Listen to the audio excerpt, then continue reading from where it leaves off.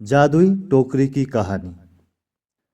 रमेश नाम का एक कम उम्र का बालक अपने परिवार और दादा दादी के साथ एक छोटी सी पहाड़ी से सटे गांव में रहता था। गांव का नाम नौबतपुर था। रमेश काफी शरारती स्वभाव का एक लड़का था और वह तरह तरह के बच्चों वाली नादान हरकतें किया करता था। उसके हरकतों से हमेशा कोई ना कोई छोटी बड़ी आफत आ जाती थी। इस गांव से कुछ दूरी पर एक जंगल था। एक दिन की बात है, रमेश उस जंगल में घूमने के लिए गया हुआ था।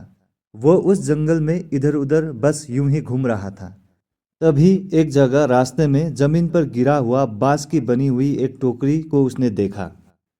वास्तव में बांस की वो टोकरी एक साधारण टोकरी ना होकर एक जादुई टोकरी थी। उस टोकरी को वो अपने दोनों पांव से ठोकर मार मार कर गेंद की तरह खेलने लग गया। वह टोकरी काफी अलग तरह की थी। रमेश को भी वो टोकरी कुछ अजीब तरह की लग भी रही थी। अब उस टोकरी के बारे में जानने के लिए रमेश काफी उत्साहित भी होने लगा था।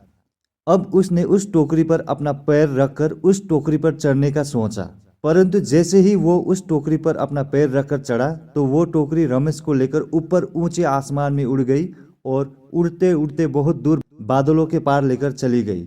फिर घंटे भर बाद एक विशाल महल के अंदर ले जाकर रमेश को उस टोकरी से नीचे उतार दिया। रमेश उस बड़े और रहस्यमय महल में पहुंचकर आश्चर्यचकित होकर रह गया। अब वो महल में इधर उधर घूमकर जायजा लेने लग गया था। घूमते घूमते रमेश का सामना एक काफी लंबे चौड़े व्यक्ति से हुआ, जो उस समय महल में पड़े हुए बेशकीमती सामान जैसे सोना चांदी सिक्का हीरा जवाहरात के खजाने के पास खड़ा होकर उस खजाने की रक्षा कर रहा था। उस विशाल व्यक्ति भी अचानक रमेश को देखकर चौंक गया। उसने रमेश से पूछा, तुम यहाँ तक कैसे पहुंचे? रमेश ने उस व्यक्ति को अपनी सारी बातें बता दी। वह विशाल व्यक्ति काफी दयालु भी था। उसने रमेश को कुछ खजाना देने की पेशकश भी की, परंतु एक शर्त यह भी रखा कि रमेश बिना पूछे कोई भी चीज इस खजाने में से हाथ नहीं लगाएगा। रमेश काफी खुश हो गया। उसने उस विशाल व्यक्ति की ये शर्त मान ली थी। लेकिन कुछ दिनों के बाद ही रमेश पर लालच बुरी तरह से हावी हो गया था। उसने बिना पूछे खजाने में से कुछ सोना और जवाहरात चुपचाप चुरा लिया था। कुछ दिनों बाद रखवाले को एहसास हो गया कि कुछ सामान गायब है। जब खजाने के रखवाले को रमेश की इस हरकत का पता चला तो वो काफी गुस्सा हो गया था। उसने रमेश को महल में खोजा।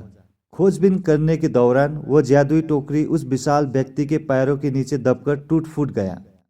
उस टोकरी के टूट जाने के कारण अब रमेश का अपने घर वापस जाना संभव नहीं हो सकेगा।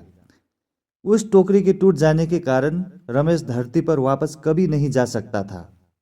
जब रमेश को ये एहसास हुआ कि उसने काफी बड़ी गलती कर दी है तो वह उस विशाल व्यक्ति के सामने अपने आप को दोषी ठहराते हुए उससे माफी मांगा और जो भी कीमती सामान उसने चोरी किए थे वह सभी सामान खजाने के रखवाले को वापस कर दिया था।